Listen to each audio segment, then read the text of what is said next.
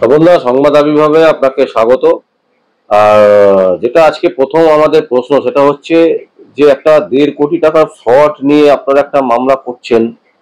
তো বহনগর থানার যিনি এসআই বা মানে পুলিশ অফ ইনচার্জ যিনি আছেন, তিনি আপনার কাস্টমারকে হ্যারাসমেন্ট করছেন, এই ধরনের অভিযোগ আপনারা আনছেন। মানে ঘটনাটা অ্যাকচুয়ালি কি, যদি একটু খুলে বলেন দর্শকদেরকে।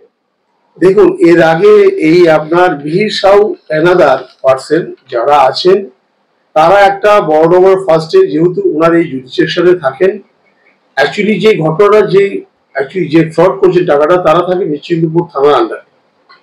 তো আজকে বড়নগর থানা যেহেতু থাকেন আন্ডারে মিহির সাউরা থাকেন, বড়নগর থানায় একটা এফআইআর হয়েছিলেন 305/2025, ডেটেড 1/9/2025। যে সেকশনগুলি দিয়েছিলেন সেই সব সেকশন অনুযায়ী তারা কোন রকম কোনো কাজ করছেন না। উপরন্তু এই সন্দীপন গুহ যে আছেন, উনি হচ্ছে এই কেসের আইও, মানে ওই ডেটের কেসের আইও। ইভেন আমরা গোপন সূত্রতে খবর পেয়েছি এবং মক্কেলও বলছেন, ওই সন্দীপন গুহ ওই আদার্স পার্টি যারা আছেন তাদের থেকে কিছু মোটা অঙ্কের টাকা পয়সা খেয়ে এই মিহি সাউদেরকে উল্টোপাল্টা থ্রেট করছেন এবং ভয়ভীতি দেখাচ্ছেন, এবং এদের কাছেও একটা মোটা অঙ্কের টাকা দাবি করেছে। প্রশ্ন হচ্ছে, দেখুন, এই বহনগর থানার ওসি হচ্ছেন আপনার অতীশ চ্যাটার্জি, অত্যন্ত একজন ভদ্র মানুষ। ওনার সম্বন্ধে আমি যতটুকু আমার কাজ ক্ষেত্রে আমি দেখতে পেরেছি, ভদ্রলোক অত্যন্ত মানে ভালো মানুষ। সব পুলিশ তো একরকম নয়। দেখুন, এখন যদি ভালোই থাকেন, এই সন্দীপন গুহ হচ্ছেন মানে একজন কেসের আইও, একজন ইনভেস্টিগেশন অফিসার, এবং অফিসার ইনচার্জ হচ্ছেন আপনার হচ্ছে অতীশ চ্যাটার্জি। তাহলে আমি ভালো মানুষটা আমি দেখতে পেরেছি ভালো। আজ পর্যন্ত এই কেসের কোনো আজ পর্যন্ত কোনো সুরাহা করেননি এবং কোনো রকম ভাবে তার প্রকাশ দেখতে পাইনি আমরা। যখন আমার কাছে এসছেন আমি টোটালটাই দেখলাম। দেখার পরে আমি নিজে অতীশ চ্যাটার্জিকে নিজেও আমি ফোন করেছিলাম যে এই ব্যাপার, এই ঘটনা, আপনার থানার যে আইও আছেন সন্দীপন গুহ, উনি কিন্তু এই কেসের আইও, আপনি এইখান থেকে ওনাকে ট্রান্সফার করে অন্য আইওকে এই কেসের সঙ্গে আপনি নিযুক্ত করুন। তো যাও, তারপরে কি করেছেন সেটা আমি আর এখন আমি জানি না। কিন্তু যখন আমরা 3/11-তে নিশ্চিন্তপুর থানায় আবার মানে তার সমস্ত সব ডকুমেন্টস দিয়ে প্রায় 300 পাতার মানে তাদের ডকুমেন্টস, ব্যাংক স্টেটমেন্ট, লোন, মানে কি করে টাকা ওনারা এনেছে, কি করে টাকা এনে ওই জনার্দন তেওয়ারিকে দিয়েছে, another person, Janardan Tewari another person. ওই জনার্দন তেওয়ারি একটা ওরা একটা ফ্রড। কারণ আপনি বর্ধমান, হাওড়া এবং উত্তর, দক্ষিণ, পূর্ব দিকে প্রচুর ওদের সম্বন্ধে এলিগেশন আছেন। কয়েকশো কোটি কোটি টাকা তারা মানে আত্মসাৎ করছে, এবং নিশ্চিন্তপুর থানা পড়ছেন ওই জনার্দন তেওয়ারি যেখানে থাকেন, সেই আন্ডারে থাকেন। সেই থানার নাম হচ্ছে নিশ্চিন্তপুর থানা, এবং নিশ্চিন্তপুর থানার যে ওসি অত্যাধিক একজন ভদ্র ওসি, যোগ্য ওসি, ওনাকে প্রমোশন দেওয়া উচিত। আমি বলবো এই চ্যানেলের মারফত থেকে নিশ্চিন্তপুর থানার ওসিকে আমার রাজ্য সরকার, পুলিশ মন্ত্রী মমতা ব্যানার্জি, আমার লার্নেড ফ্রেন্ড, যদি যোগ্য, যদি সম্মানিত হয়, নিশ্চিন্তপুর থানার ওসিকে দেওয়া উচিত। এইটা হলো আপনার একটা ঘটনা, একটা দিক। প্রায় 1.5 কোটি টাকা এই জনার্দন তেওয়ারি, রোড কনস্ট্রাকশন, এই ব্যবসা, ওই ব্যবসা, কোনোটাই কোনো ব্যবসা নেই, সব ফ্রড করেছেন। তারা হচ্ছে এই যে মিহির সাউ, অ্যানাদার পার্সন, এরা প্রত্যেকেই মানে স্টুডেন্ট। কেউ মানে আইটিআই নিয়ে পড়ছেন, কেউ আইপিএস এর পরীক্ষা দিবেন। এত ভদ্র ছেলে তারা। তাদের বাপ মারা খুব অসুস্থ, গরিব মানুষ। তারা নিজেরা কিছু কাজকর্ম করে তাদের পড়াশোনাটা যাতে চালিয়ে যেতে পারেন, তার কারণে এই ব্যবসার সঙ্গে তারা ইনভলভ হয়েছিলেন। ধীরে ধীরে ধীরে ধীরে ধীরে টাকা দিয়েছেন। প্রথম কিছু টাকা রিফান্ড করেছেন, আবার দিয়েছেন। ধরুন আমি 1,00,000 টাকা দিয়েছি, 1,00,000 টাকা আমার আরেক বন্ধুকে আমার ইন্টারেস্ট অনুযায়ী তাকে দিয়েছেন, মানে আমার টাকাটা নিয়ে ওনাকে দিয়েছেন, ওনার টাকাটা নিয়ে আবার আরেকজনকে দিয়েছেন। এই ধরনের কাজ এই জনার্দন তেওয়ারি এদের এগেইনস্টে একটা এফআইআর স্টার্ট হয়েছে। যে এফআইআর এর জন্য হাইকোর্টে একটা মামলা হয়েছে, পুলিশ ইনঅ্যাকশনের মামলা।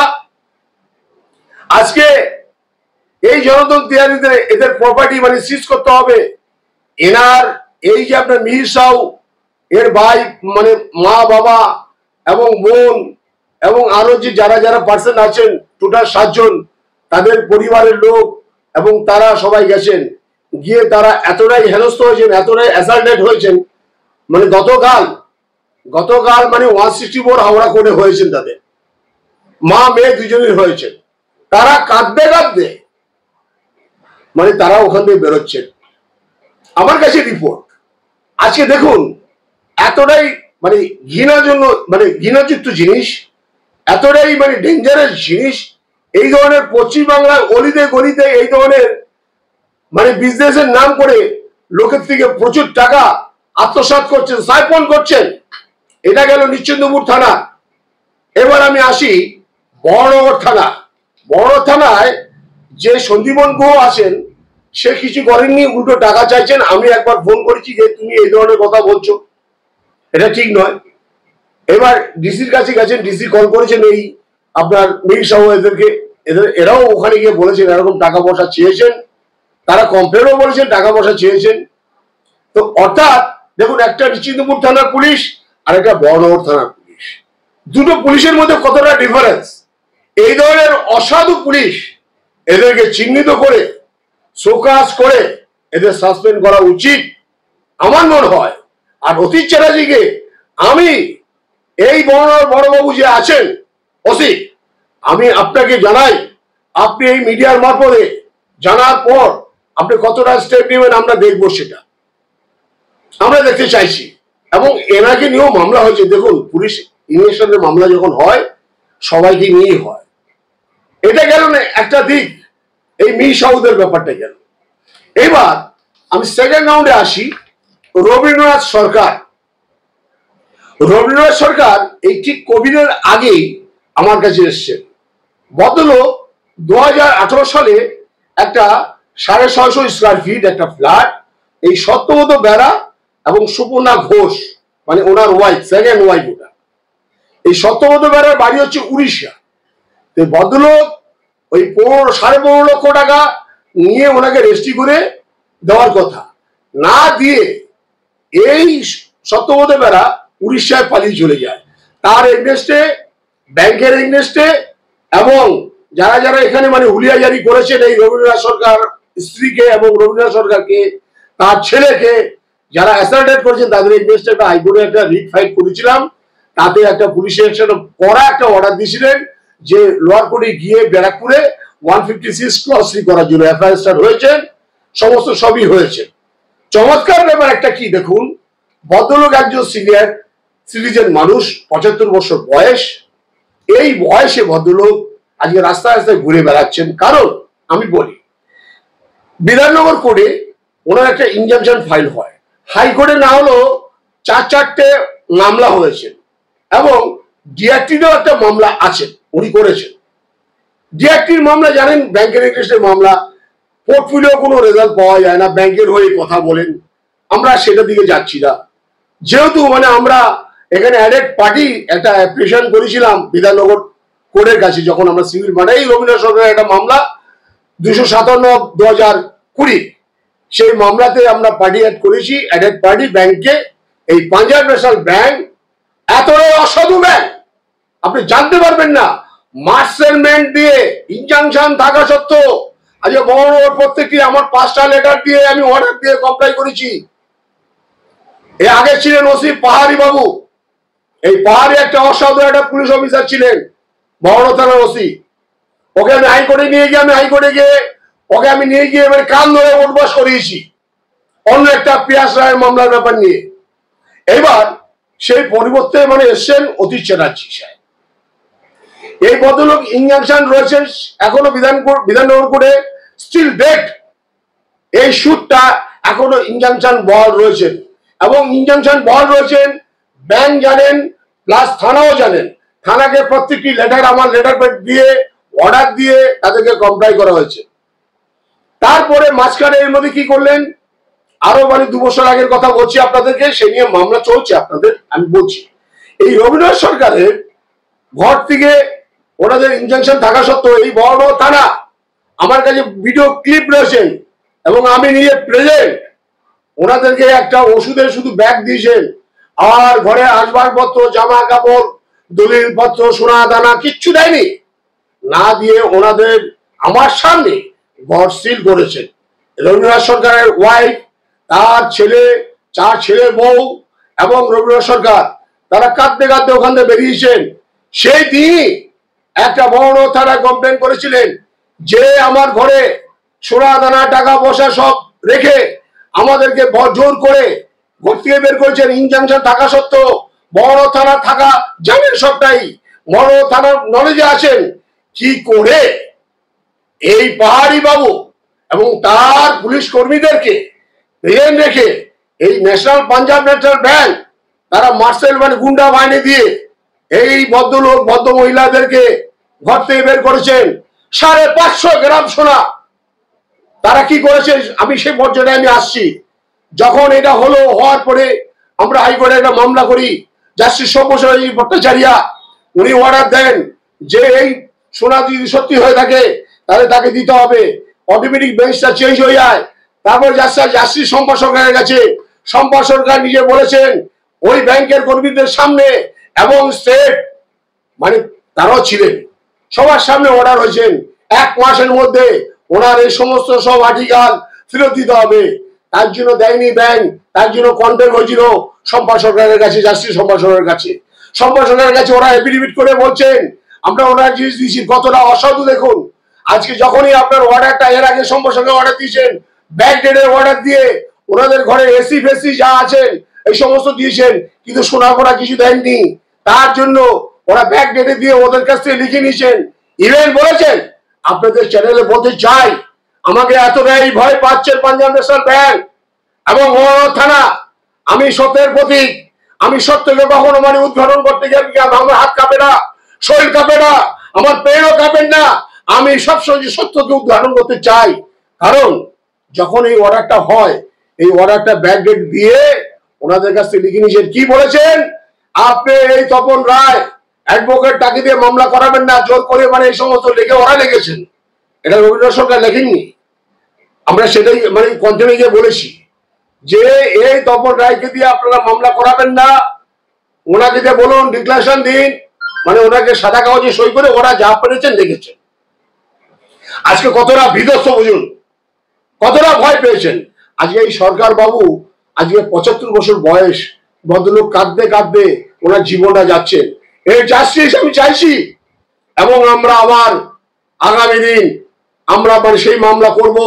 গতকাল সেটা পাঁচ হয়েছে, এন্টি পাঁচ হয়ে গেছেন, উনি হাইকোর্টে গেছেন, ওনার রেট পাস করেছি, সবকিছু করে আবার ফাইল দিয়েছি। কারণ আমাদের জাস্টিস শম্পা সরকার বলেছেন যে যখন এফিডেভিট করে বলছেন উনি মাল দিয়েছেন, কি কি মাল পাননি আপনারা, তার একটা অর্ডার দিয়েছেন যে আপনারা অ্যাপ্রুভেড বেঞ্চে আপনারা যান। আমরা তাই আবার রিট করে যাচ্ছি। এটা গেল রবীন্দ্রনাথ সরকার। তৃতীয় কথা বলি, দক্ষিণেশ্বর থানা নিয়ে আমি একটা বিশাল বড় স্ট্রং কমপ্লেন আপনাদের চ্যানেল মারফতে দিচ্ছি। দক্ষিণেশ্বর থানার যে ওসি, অত্যন্ত একটা অসাধু ওসি, ওখানকার পলিটিক্যাল লোক এবং অ্যান্টিমেন্ট লোক পুষে রাখেন। আজকে যে দক্ষিণেশ্বর থানার যে কেসটা, এই কেসটা আপনার হয়েছেন, আমি বলে দিচ্ছি। সেই কেসটা করেছেন, এক সেকেন্ড আমি বলছি, আমি বলে দিচ্ছি। মোহাম্মদ কাসিম এম কমপ্লেনার, প্রথম একটা 19 তারিখে একটা এফআইআর হয়। এফআইআর হওয়ার পরে সেই কেস চলেন। সেই কেসে উল্টো এই ওয়াসিম ওর পরিবারে এসে ঝামেলা করে। এই যারা যারা করছেন, এই গণি ভোলা, যারা যারা আরো 5 জন আছেন, তারা আবার 20 তারিখে গিয়ে অ্যাটাক করছেন। তাদের বাড়িতে বাচ্চা বাচ্চা মেয়েদেরকে ইজ্জত দেওয়ার চেষ্টা করেছেন, গায়ে হাত দিয়ে জামা কাপড় ছিঁড়েছেন, সমস্ত সব মেডিকেল দিয়ে আমরা হাইকোর্টে মামলা করি। সেই মামলাতে আজকে জাস্টিস হাইকোর্টের জাস্টিস অর্ডার দিয়েছেন, তার নাম্বারটা আমি বলছি, WPA 20697/2025। এই মামলায় অর্ডার দিয়েছেন পক্সো এবং সমস্ত সব সেকশন দিয়ে যে রি-ইনভেস্টিগেশন করার জন্য। আবার মানে ওই দক্ষিণেশ্বর থানাকে বলেছেন, আমি হাইকোর্টের অর্ডার দিয়ে এবং আমার লেটার পেড দিয়ে ওখানে কমপ্লাই করেছি। কমপ্লাই করার পরে এখনো পর্যন্ত কোনো স্টেপ নেননি। তার এগেইনস্টে আমরা কন্টেম্প ফাইল করেছি আজকে দক্ষিণেশ্বর থানার ওসি এবং দক্ষিণেশ্বর থানার ওসি SI মনোজ মিত্র। ও একটা বাচ্চা ছেলে, কত বড় চোর আপনি জানেন না, কত বড় যে অসাধু একটা পুলিশ। আমি আপনাকে বলতে চাই, এটা মমতা ব্যানার্জি আমার CM কে বলতে চাই যে দক্ষিণেশ্বর থানার ওসি এবং মনোজ মিত্র আরো কয়েকজন আছেন, এদেরকে ইমিডিয়েট ওখান থেকে স্যাক করার জন্য নতুন ওসি ওখানে অ্যাপয়েন্টমেন্ট করা উচিত। আজকে হাইকোর্টের অর্ডার, আপনি ভাবুন, সেই অর্ডারটাকে কমপ্লাই করেনি। কত বড় মানে আপনার মানে মানে ইডিয়েট মানে ওসি, কত বড় মানে আজকে মানে আমাদের এই সরকারকে বদনাম করার জন্য, কালিলুপ্ত করার জন্য। আজকে কি ও কি বিজেপির হয়ে দালালি করছে কিনা আমার জানি নেই, আমার জানা নেই। আজকে মমতা ব্যানার্জিকে কালোমুক্ত করতে চাইছেন।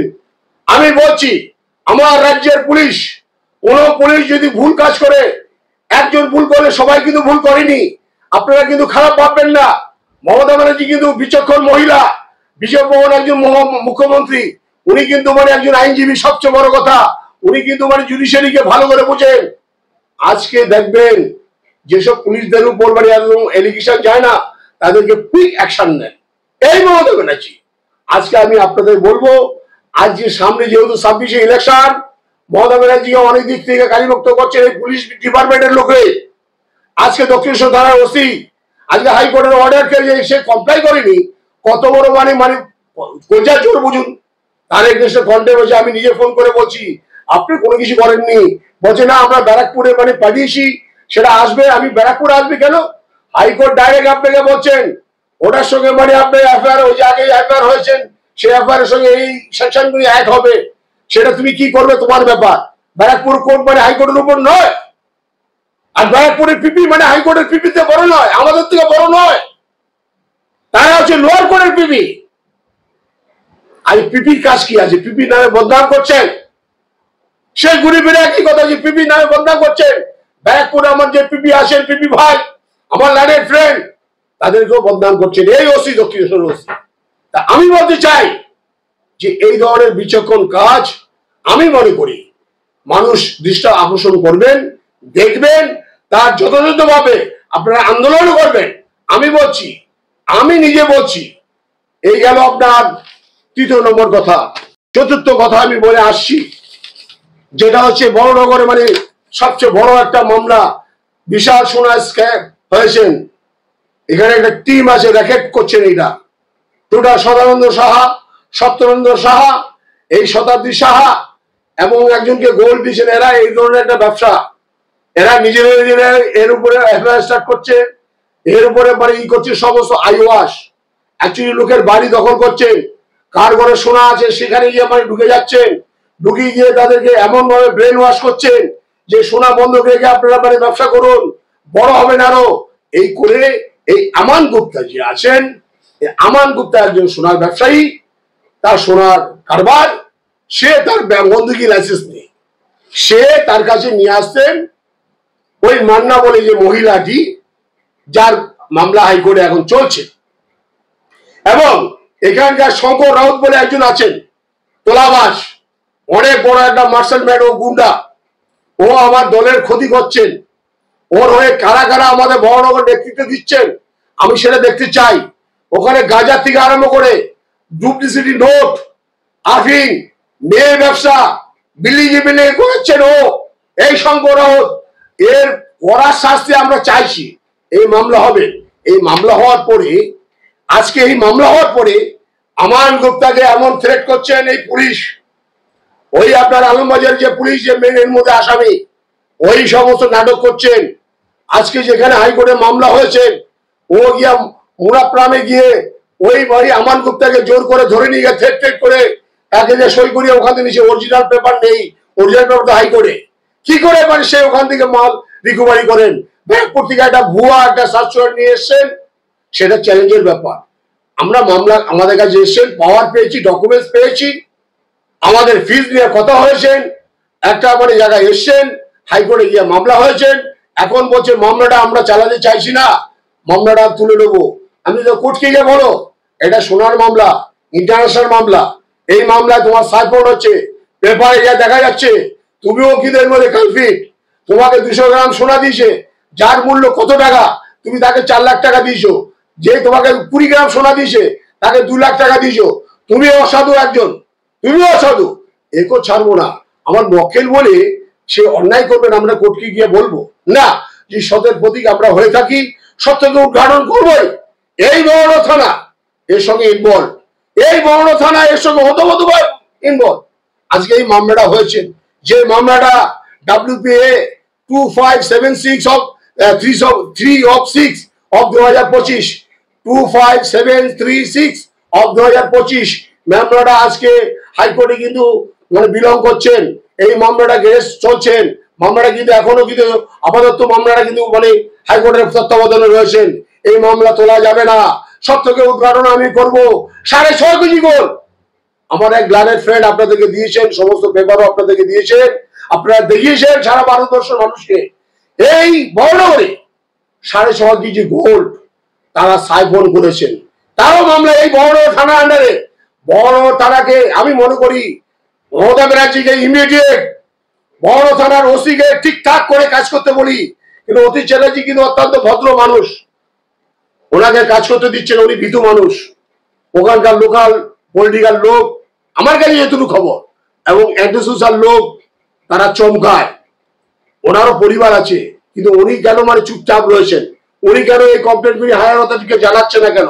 কেন পুলিশ কমিশনারকে জানাচ্ছে না কেন? কেন জয়েন্ট সিপিকে জানাচ্ছে না কেন? জানানোর তো কোনো অসুবিধা নেই। সে যদি সত্যি সত্যি যদি ভালো মানুষ হয়ে থাকে, এই ধরনের ঘটনা দিনের প্রতি হচ্ছে মহানগরে কি হচ্ছে বলুন? ইলিগাল কনস্ট্রাকশন করছেন, বিশাল বড় একটা গাছ কেটে ওই মারুতি কোম্পানি আমাদের কমরেড রঞ্জিত দাস তার পাশে আরএন মল্লিকদের জমি, ব্যয়মালুম জমি, সেখানে মাল্টি স্টোরি বিল্ডিং করছেন। সেখানে মহানগর উপনা মল্লিক চেয়ারম্যান, সে কি জানেন না? ওখানকার জোসচন্দ্র ছেলের বউ, সে জানেন না? জানেন, এখানকার সবাই জানেন। এবং এই প্রমোটারটা হচ্ছে অসাধু, এই প্রমোটারটা হচ্ছে রঞ্জিত দাসের এক ভাইয়ের মেয়ের জামাই। আমরা এটুকুই আপনাদেরকে বলি, এই সত্য ভাবে এবং তদন্ত অনুযায়ী এর বিচার হবে, সঠিক মাত্রায় আমরা এটাকে অ্যানালিস করতে চাইছি এবং কোর্টের কাছে ফোকাস দেবো আমরা। এই ইলিগাল মাল্টি-স্টোরি বিল্ডিং কি করে বহনগর হচ্ছে, এই যে প্রগতি সংঘ মাঠের পাশে যে কনস্ট্রাকশনটা হচ্ছে, মারুতি বাড়ি সুজুকি যে রঞ্জিত দাসের যে বাড়ি শোরুমটা আছেন তার পাশে, এবং এই রঞ্জিত দাসও এর মধ্যে ইনভলভ। কি করে মানে সেই সব কাজ করছেন? আজকে বড়নগর এই সমস্ত কাজ করছেন, ভাবতে লজ্জা লাগছে। এই ধরনের নিন্দনীয় জিনিস সমাজ মেনে নেবেন না। আজকে যদি দলকে টিকে রাখতে হয়, আমি বলবো আমার সিএম কে, অভিষেক ব্যানার্জিকে বলবো যে ইমিডিয়েট বড়নগর দিকে ধ্যান দিতে। বড়নগর নাহলে আমরা হেরে ভূত হয়ে যাব, বিজেপি এখানে মাত করবে। কারণ আজকে এখানে মিডিয়া হচ্ছেন, এখানে মিডিয়া হওয়া মানে দেখুন আমি একজন আইনজীবী, সত্যকে উদ্ঘাটন করা হচ্ছে আমার মেন কাজ। এটা অন্যায় নয়। মানুষ কাঁদতে কাঁদতে এখানে আসেন, আমরা হাসতে হাসতে তাদেরকে বিদায় দিই, কারণ তাদেরকে রিলিফ দেই। আজকে এই আমান গুপ্তা একটা অসাধু ছিল, একটা চোর। আমার কাছে যা খবর আছে সেটা আইনের বিষয়, আমরা আইনের সঙ্গে বুঝবো সেটা। নমস্কার।